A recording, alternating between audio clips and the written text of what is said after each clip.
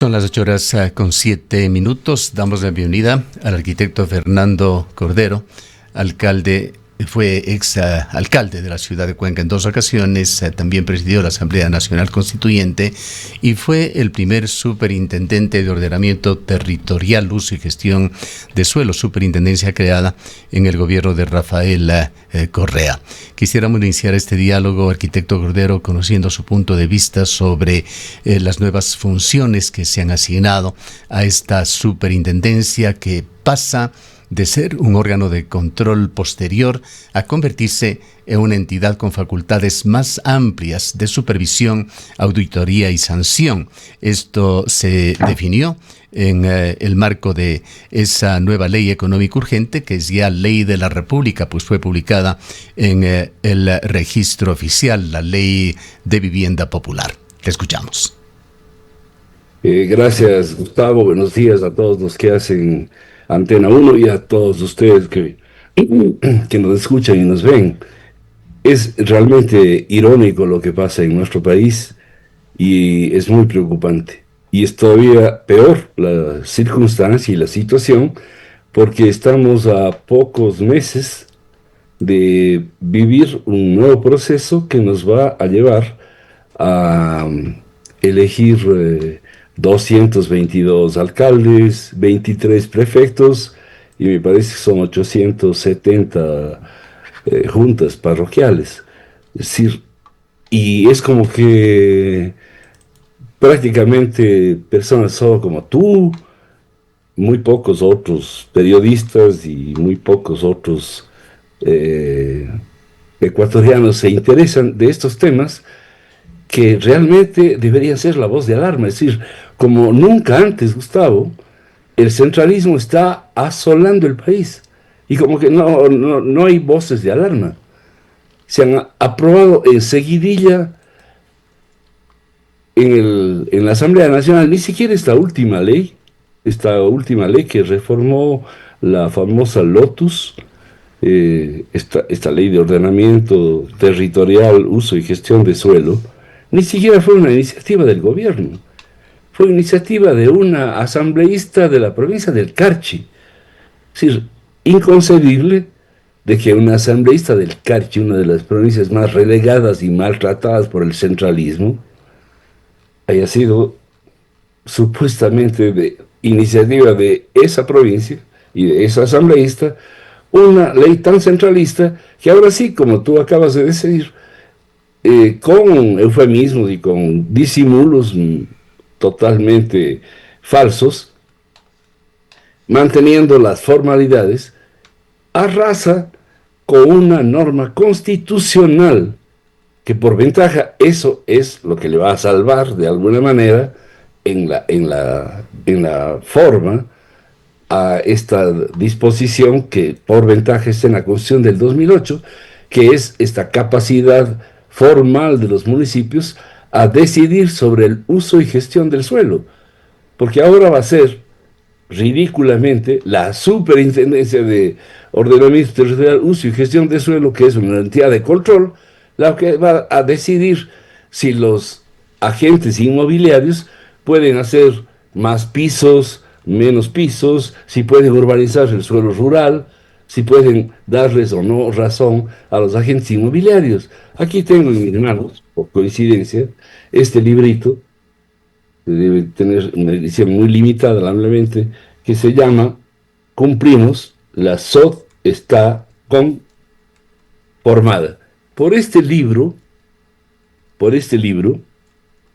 el expresidente Moreno, con su brazo persecutor, el doctor Trujillo, y todos los que hoy día quedan todavía ahí camuflados unos y visibles otros, montaron todo una forma de persecución. ¿De qué le acusaban a la superintendencia? A mí me votaron de la superintendencia con esos argumentos propios de los que persiguen. Debo ser de los ecuatorianos, de los primeros ecuatorianos, que en el año 77 obtuve un título de cuarto nivel en el Brasil, becado no por el Ecuador, becado por el gobierno del Brasil, por la presidencia del gobierno del Brasil, no le costó un centavo al gobierno del Ecuador. Me votaron, entre otras cosas, por no tener un título de cuarto nivel, obviamente falsamente. Segunda cosa que me acusaban es de que no estaba mi título de cuarto nivel, que no era el único, no era el único. Yo tenía un segundo título en la Universidad Complutense de Madrid que estaba inscrito en el CNCIT. Estaban los dos títulos inscritos en el CNCIT. Y ahora estoy haciendo un doctorado en México. En México sí están inscritos los dos títulos, pero en el Ecuador supuestamente no estaban inscritos. Pues esas fueron las falacias. Pero bueno, me terminaron votando, me votaron a la calle. ¿De qué decía el doctor Trujillo?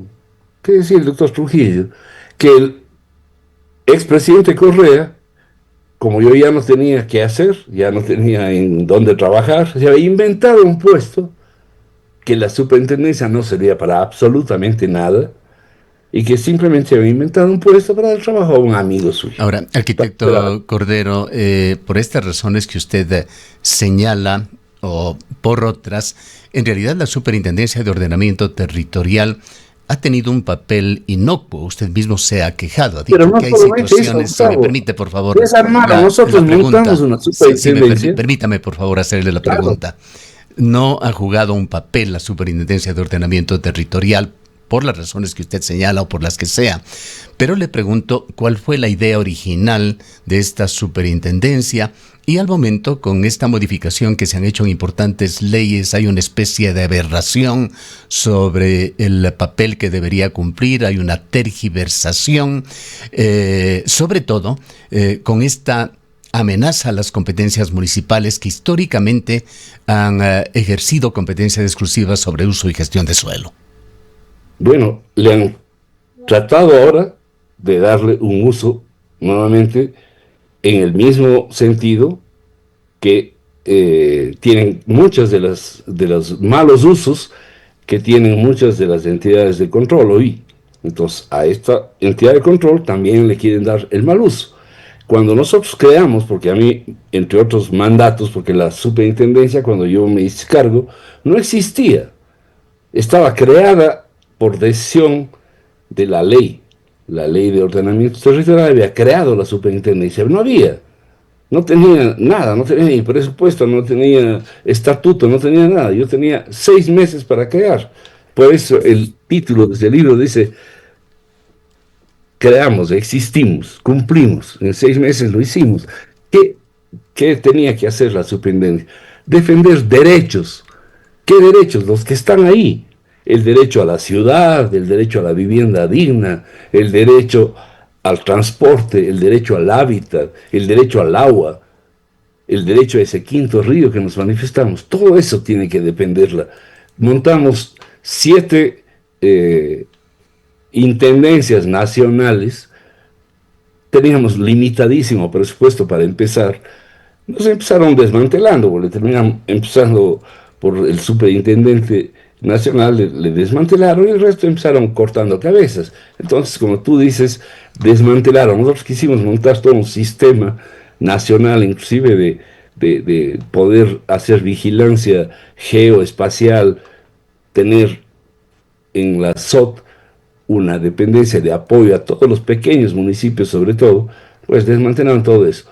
En el Banco Central del Ecuador, aquí en Cuenca, montamos la dependencia nacional, rompiendo un centralismo. No era la SOT en Quito, pues de alguna manera, ya que habían otras superintendencias en Guayaquil, le dijimos al presidente de ese entonces, oye, ¿por qué no puede haber una superintendencia en Cuenca? No tuvieron argumentos para decirnos que no y nos quedamos en Cuenca.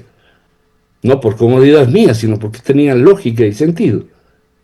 En ese sentido, la Universidad de Cuenca, que había hecho 10 simposios en ese entonces, nos quedamos aquí. Hoy día, la superintendencia va a servir para destituir alcaldes. Alcalde que no se porta bien, y ya empezaron con Cuenca, porque no ha hecho el catastro, le empezaron multando, y la próxima a lo mejor le pueden destruir al alcalde de Cuenca, de Quito, de Guayaquil, a los que no les gusta sobre todo. Segunda cosa que puede hacer la superintendencia, darles gusto a los privados que se quejan. Los privados que se quejan adquieren una especie de derechos superlativos. La ley de ordenamiento territorial, entre otras cosas, dicen, y el derecho urbanístico en el mundo entero establece que los derechos sobre el suelo, los derechos sobre el suelo no son eternos. Uno no puede decir, si a mí me dan mañana en Cuenca o en cualquier parte del mundo y me dicen, usted en su terreno puede hacer un edificio de 10 pisos, pero pasado mañana o 5 años después crean un aeropuerto en la línea de donde está mi terreno, donde podía yo hacer un edificio de 20 pisos, el municipio tiene todo el derecho del mundo de decir, señor, usted ya no puede hacer un edificio de 20 pisos ahí, puede hacer uno de 4 pisos. Y yo perdí mis derechos y no tengo a quién reclamar, porque yo no tengo ninguna razón de mantener mis derechos. Pues ahora con esta reforma, el dueño puede reclamarle al Estado y decir, usted no me puede quitar mis derechos, y si me quita me tiene que indemnizar.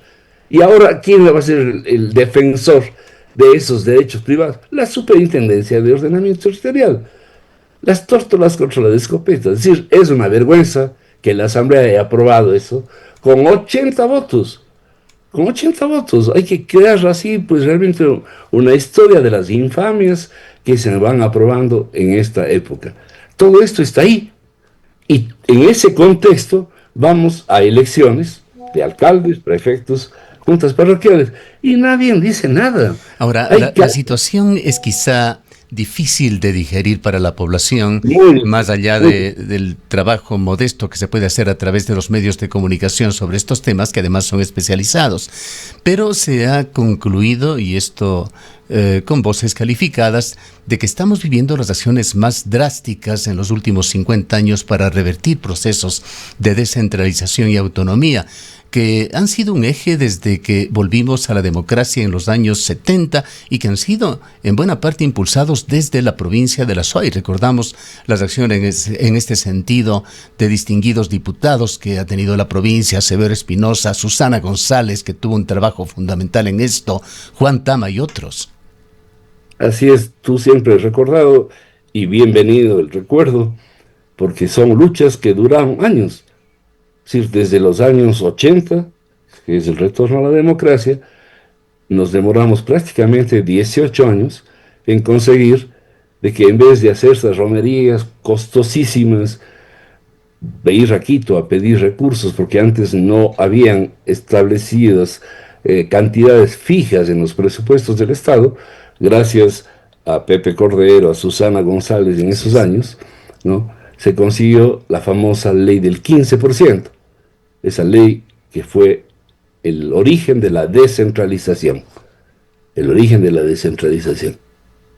Ley que ha sido pulverizada hace pocos días con esta famosa ley del 70-30, que es un engaño que le doraron la píldora a todo el mundo diciendo, es el colmo que los municipios gasten la plata en traer cantantes, en farrearse, en hacer fiestas, que los alcaldes anden en unos carrazos, es decir, sí, temas que han molestado a medio mundo y que le convencieron también a medio mundo con estas falacias. Hoy día ya estamos viendo la realidad. Yo alguna vez en una entrevista que ustedes gentilmente me hicieron, con números y con datos, dije, en el fondo lo que quiere el centralismo es ahorrarse por año, bajando con el 70-30, ahorrarse 1.100 millones de dólares del presupuesto del año. Van a venir sanciones para los municipios que no logren ajustarse a esas cifras 70-30. La peor sanción es aplicar lo que dice la Constitución originaria.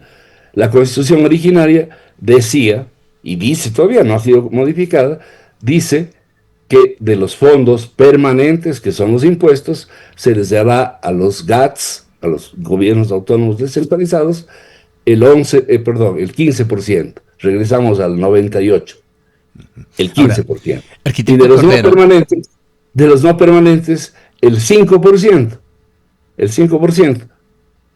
En el COTA, sí, termino. Sí. El COTA subimos, en el año 2010, subimos del 15 al 21 y del 5 al 10%. la ley del 70-30 bajó nuevamente. ¿En qué caso bajan? Cuando no se cumple la famosa ley del 70-30. Eso fue todo el truco, disfrazado de frases bonitas y de una serie de fórmulas que confunden. Y claro, como los asambleístas siempre están preocupados de otras cosas y no leen mucho las frases chicas y las letras pequeñas y las cosas que desvían la atención, y el resto está preocupado de cualquier cosa. Hoy día los supuestos candidatos que deben estar pululando están preocupados de una cantidad de cosas, de cuánto les va a costar las campañas, de quiénes va a oficiar. ¿Cómo ha visto usted, arquitecto Cordero, el desempeño de ese bloque de mayoría, precaria mayoría, pero que se ha mantenido y ha llevado exitosamente adelante sus proyectos de estas leyes económico urgentes? La mayoría conformada por ADN y unos pocos asambleístas más adeptos. A ver, desde el punto de vista de sus resultados, han sido exitosos, pues. Desastrosos para el Ecuador, pero desde el punto de vista de sus objetivos legislativos, han tenido éxito, han conseguido siempre las votaciones. ¿Cómo lo habrán hecho? La historia nos explicará algún rato, pero han conseguido votos. ¿Cómo lo harán? Ya sabemos que empezaron haciendo una mayoría sin tener mayoría, lo cual ha sido en el Ecuador más o menos explicable siempre, porque se suman minorías y eso explica cómo de pronto se obtienen los votos mínimos necesarios para aprobar leyes. ¿Qué ha pasado con la socialización de todos estos proyectos? ¿Por qué la ausencia de los actores? En este caso que estamos hablando de municipios, de prefecturas. O sea, Gustavo, tú sabes más que yo que hoy no se discuten razones, se imponen relatos, se imponen relatos. Dije hace un momento sobre la famosa ley 70-30. Se crean unos relatos, se imponen unas noticias, se imponen en definitiva, se gastan millones seguramente de dólares en difundir relatos, se crean unas historias, se contratan influencers y la gente termina creyendo que esa es la realidad, como pasa hoy día con la guerra, ¿no? Vayamos a temas concretos, justamente para tratar de que la gente pueda digerir, no solo inferir lo que está sucediendo. Quedémonos en la Superintendencia de Ordenamiento Territorial, su relación que se configura ahora con los municipios y prefecturas en la aplicación de LOTUX y COOTAD reformados, particularmente en temas sensibles que son extremadamente sensibles en una ciudad como Cuenca: zonificación, densidades, aprobación de proyectos urbanísticos. La superintendencia, como es un órgano que perdió capacidad y perdió calidad porque desmantelaron la superintendencia, no tengo a mano, desventajosamente no tengo información económica para compartirte, pero me voy a preocupar de indagar y te haré saber a cuánto se ha reducido el presupuesto de la superintendencia, para saber cuánto pueden indagar. Pero amigos técnicos, que sé que por la multa que le han impuesto a la Municipalidad de Cuenca, están llamando a un concurso para comprar cartografía. Ahora ya no es aerofotométrica, seguramente será hecha por drones, el equivalente de lo que era antes la fotografía aerofotométrica, y tienen que hacer una nueva integración de carácter nacional. ¿Cuánto fue esa multa a propósito? No creo que es muy alta, ¿no? No creo que es muy alta, me parece que son unos $30,000. No estoy seguro del todo, pero no creo que es muy alta. De todas maneras, el punto más preocupante es lo que dice un informe de la Contraloría, que le está señalando que el municipio de Cuenca habría dejado de cobrar millones de dólares por no haber actualizado el catastro. Eso es más preocupante porque no es la multa que le están cobrando por no haberlo actualizado. Pero ahí hay en cambio un tema de desactualización por el centralismo, porque todas las leyes que se siguen aprobando en el Ecuador deja intacto el centralismo, y el centralismo es la peor enfermedad que tiene el país. Entonces el centralismo sigue pensando el Ecuador como antes del 80. Ya.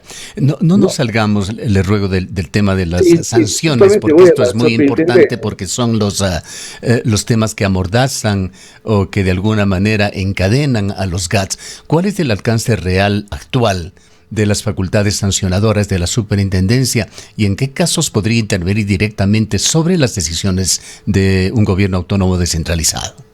Bárbaras, bárbaras, porque antes me parece que estaban limitadas en salarios básicos. Ahora la SOT adquiere una capacidad que está directamente relacionada, justamente es para asustar más, para volverle tan coercitiva que la gente se asuste y diga, ahora sí, hay que tener cuidado. Ahora, la multa puede ser hasta del 3% sobre el presupuesto general del GAD. O sea, pensemos en el presupuesto del municipio de Cuenca. El presupuesto del municipio de Cuenca me parece que son 300 millones. 300 millones por 3 son 9 millones. 9 millones de Será esa dólares. paradoja de que van a haber enormes y posiblemente frecuentes multas del Estado al propio Estado. Claro, pero es una forma simplemente de asustar para amedrentar. Entonces, digo, el centralismo es tan contradictor que se quedó viviendo en los años de la mitad del siglo pasado. Entonces, ya ves, yo viví mi, mi juventud como urbanista, haciendo planes urbanísticos, tanto como profesor universitario, cuanto como consultor. Y claro, en esa época lo novedoso era de que como había que hacer una versión nacional de catastros, por ejemplo, entonces se creaba unos códigos. Entonces nos pedía, en esa época había un ente nacional que se llamaba FONAPRE.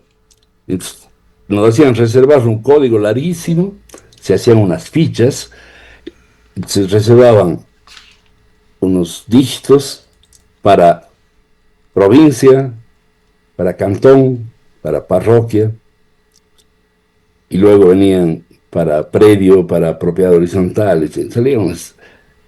Ocurre que, como ha habido cambios enormes, pues la gente no se ha dado cuenta. Los señores que están ahora dando normas, y ahora las normas para hacer el catastro nacional, el, el municipio de Cuenca ha venido haciendo su catastro con sus normas, y les ha hecho bien.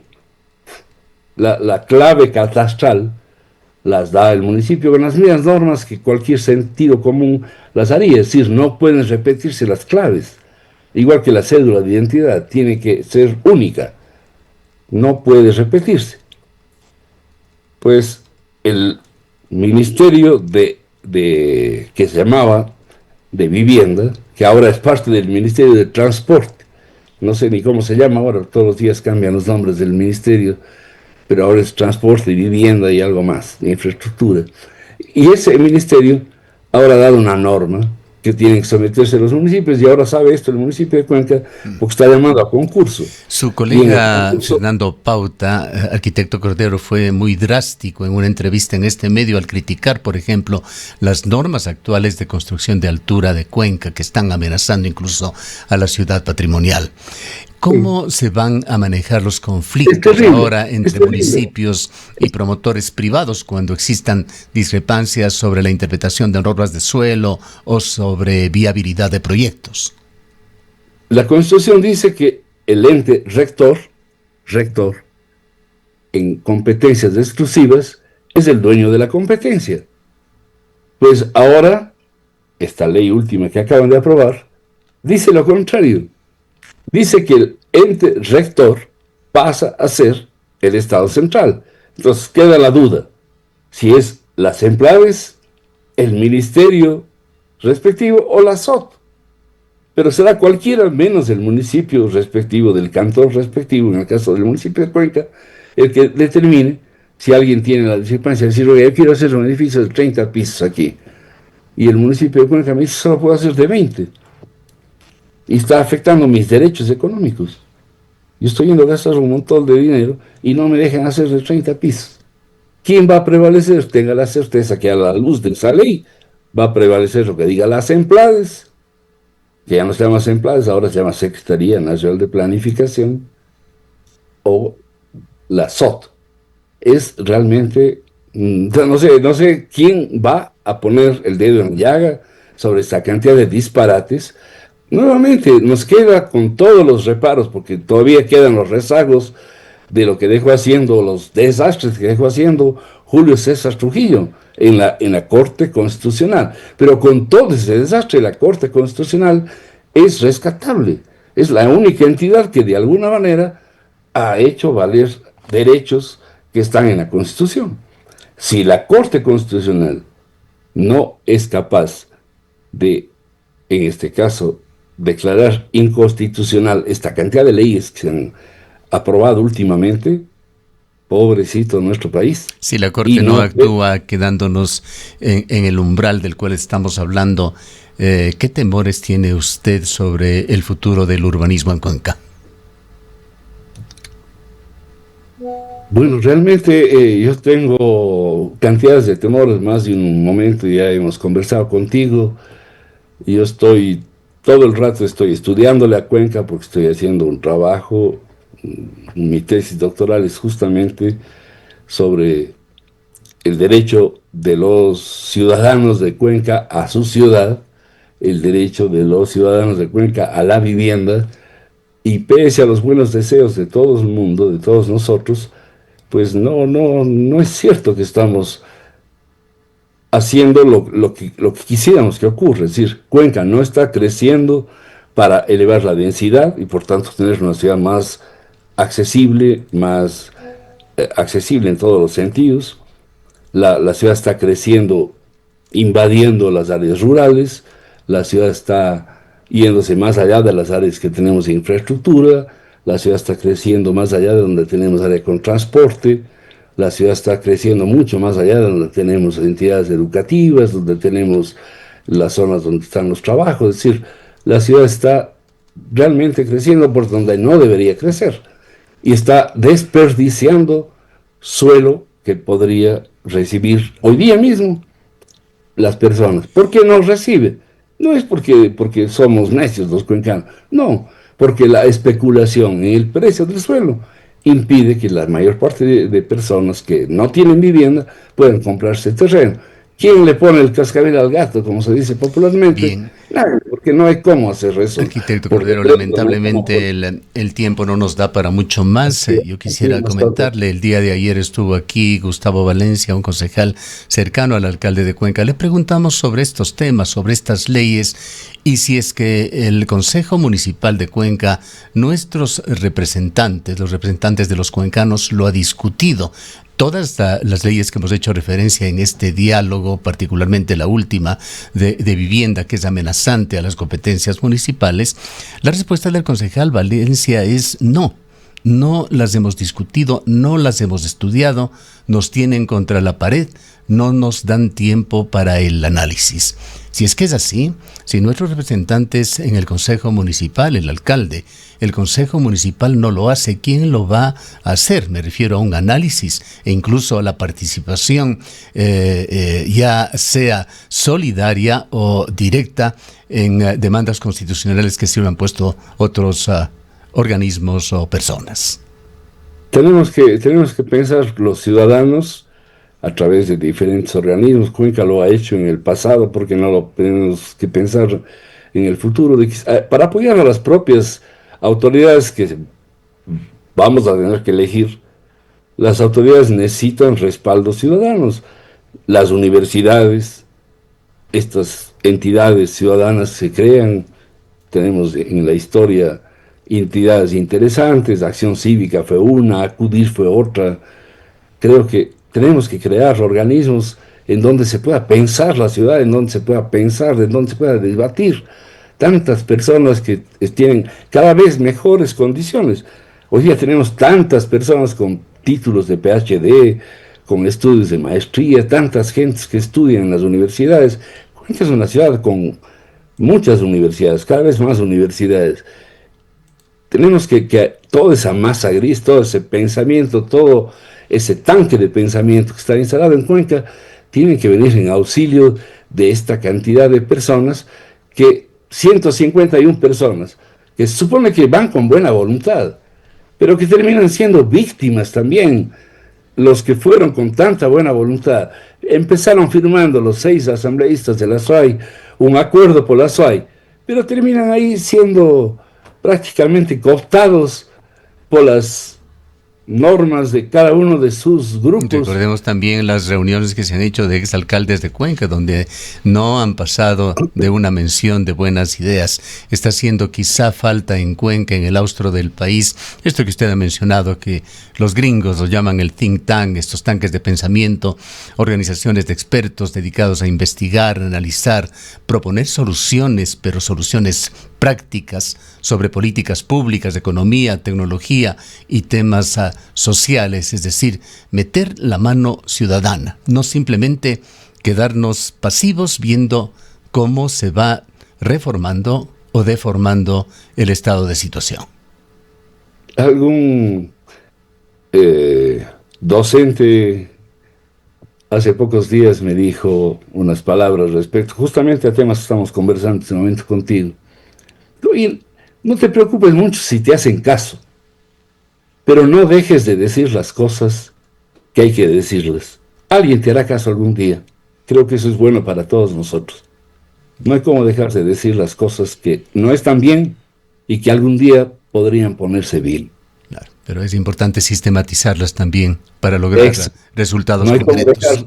No hay cómo dejar de escribir, no hay cómo dejar de compartir, no hay cómo dejar... Algún día alguien tomará esa batuta y algún día eso se convertirá en una nueva política pública que sea buena para todos. Bien. Le agradecemos mucho por su presencia. Gracias, Gustavo.